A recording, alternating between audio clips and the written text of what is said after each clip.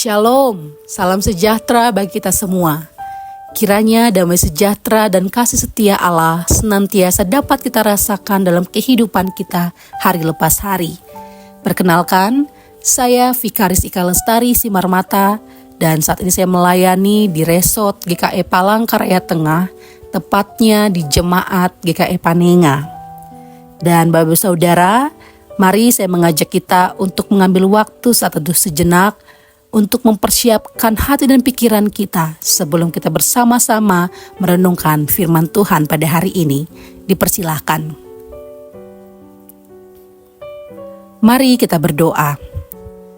Terpujilah Engkau Allah yang kami sembah dan kami muliakan dalam nama anak-Mu Tuhan Yesus Kristus. Saat ini Bapa, kami datang dalam hadirat-Mu yang kudus.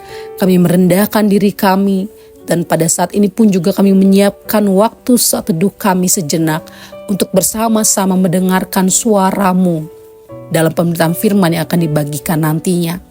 Kami sungguh percaya bahwa suara-Mu sungguh berkuasa atas kehidupan kami. Sehingga hari demi hari kami semakin dekat, kami semakin terikat, kami semakin bergantung pada kehendak dan kuasa-Mu. Kami memohon ya Bapa, bila Roh Kudus-Mu pun juga menolong kami, agar kami dapat mengerti, memahami, dan juga mengerjakan kehendak-Mu dalam kehidupan kami. Berfirmanlah bagi kami sekalian ya Bapa, karena kami siap sedia untuk mendengarkan dan juga mengerjakan firman dalam kehidupan kami. Hanya dalam nama Tuhan Yesus Kristus, kami berdoa dan kami memohon.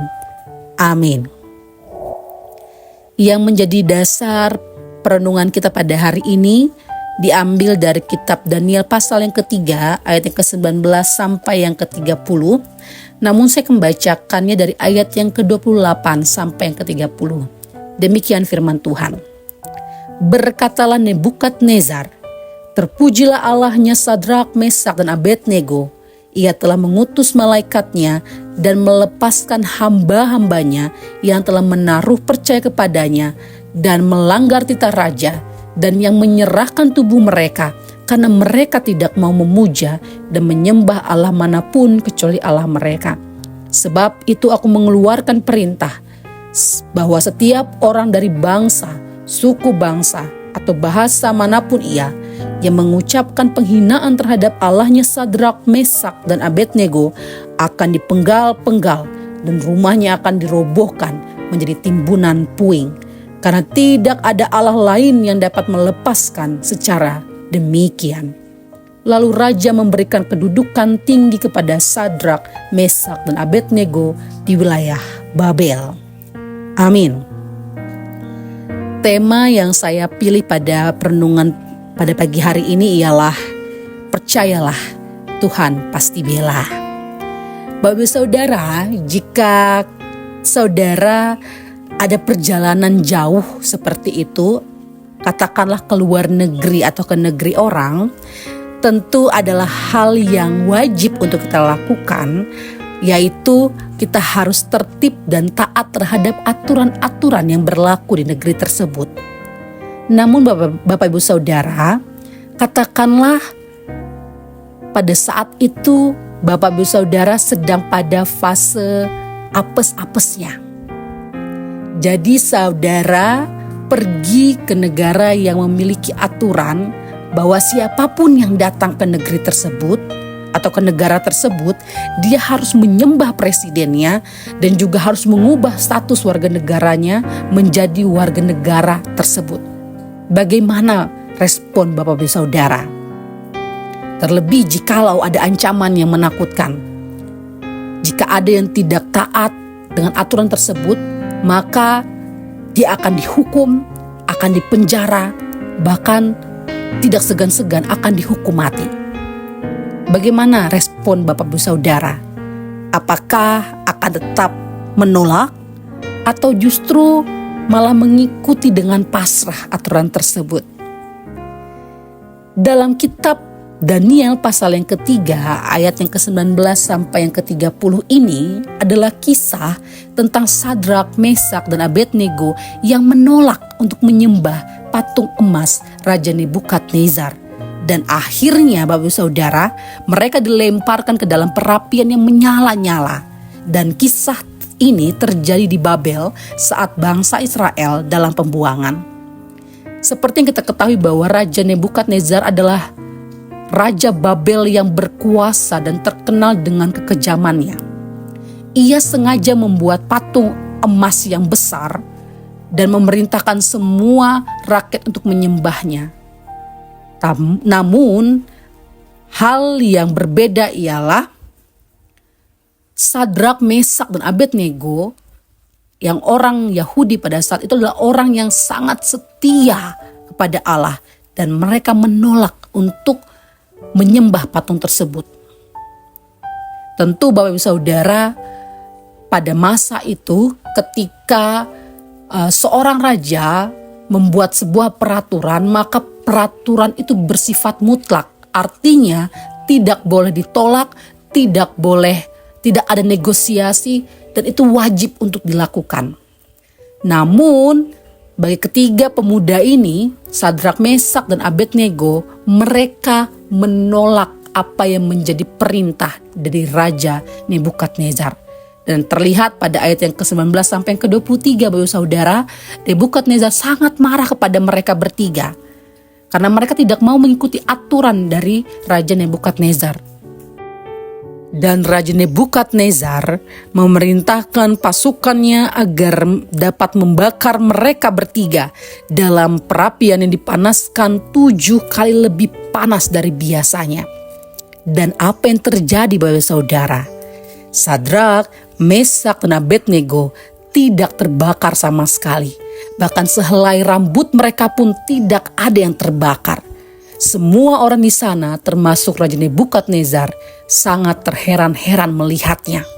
Bahkan dikatakan pada ayat yang ke-24 sampai ke-27 terlihat bahwa ada satu sosok dalam perapian tersebut yang melindungi mereka. Dan pada ayat ke-28 sampai ke-30, Raja Nebukadnezar akhirnya memuliakan Allah dan memberikan kehormatan kepada Sadrak, Mesak, dan Abednego. Saudara-saudara, apa yang bisa kita pelajari dari kisah ini?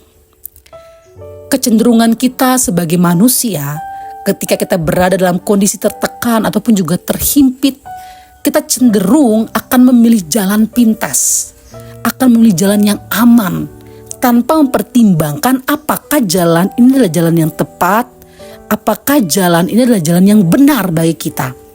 Terlebih ketika dalam situasi perasaan ketakutan, tertekan, kegelisahan, cemas, khawatir, itu akan membuat kita terburu-buru dan tidak bijak mengambil keputusan dalam memilih jalan keluar dari situasi tersebut. Belajar dari kisah Sadrak, Mesak, dan Abednego bahwa Allah tetap bersama-sama dengan mereka. Bahkan dalam situasi tertekan sekalipun, dalam situasi yang membahayakan kehidupan mereka sekalipun, Allah menunjukkan, Allah membuktikan bahwa Allah tidak pernah meninggalkan mereka. Allah adalah Allah yang berkuasa. Dia siap membela, Dia siap menolong mereka. Dan itulah Allah yang kita kenal dan kita sembah. Bukan Tuhan Allah yang sembarangan, bukan Tuhan Allah yang ecek-ecek, tetapi Tuhan Allah yang berkuasa, Allah dari segala Allah. Dia yang sanggup mengangkat dan juga menolong kita. Maka dari itu Bapak Ibu Saudara, Allah pun juga menginginkan kita punya iman seperti Sadrak, Mesak, dan Abednego yang setia, percaya, dan berserah penuh pada kuasa Allah. Maka dengan demikian, siapapun yang ingin menekan kita, siapapun yang ingin menjatuhkan kita, siapapun yang ingin menghancurkan hidup kita, kita tak perlu takut dan khawatir. Karena kita bisa dengan yakin berkata bahwa kita punya Allah yang besar, Allah yang jauh lebih besar dari rasa takut kita, Allah yang jauh lebih besar dari situasi dan keadaan kita. Karena Allah akan selalu membela kita dalam setiap keadaan kita, dan kuasanya takkan bisa ditandingi oleh siapapun. Biarlah firman Tuhan ini tidak hanya sekedar kata-kata ataupun juga kalimat yang indah saja, namun juga dapat berkuasa atas kehidupan kita hari lepas hari. Amin. Mari kita berdoa. Bapa Surgawi, kami percaya bahwa kami punya Tuhan yang besar dan juga Tuhan yang senantiasa membela kami dalam setiap kondisi dan situasi kami. Maka dari itu ya Bapa, biarlah kami senantiasa berani dan juga memiliki kekuatan dari Engkau untuk menghadapi dan juga menjalani setiap keadaan dan situasi tersebut. Karena kami percaya Tuhan, hanya kekuatan-Mu lah kami mampu bertahan dan juga menghadapi semuanya itu. Kami juga menyerahkan hari-hari kami secara khusus hari ini dalam tangan kuasa-Mu. Biar Tuhan juga senantiasa menolong, memberkati setiap langkah dan juang kami. Sehingga hari ini pun juga boleh menjadi berkat, baik itu bagi kami pun juga bagi orang-orang sekitar kami. Terlebih menjadi kepujian dan kemuliaan bagi nama Tuhan. Terima kasih Tuhan. Hanya dalam nama Tuhan Yesus Kristus kami serahkan kehidupan kami. Amin. Sekian perenungan singkat kita pada pagi hari ini. Sampai berjumpa pada besok hari di BSJD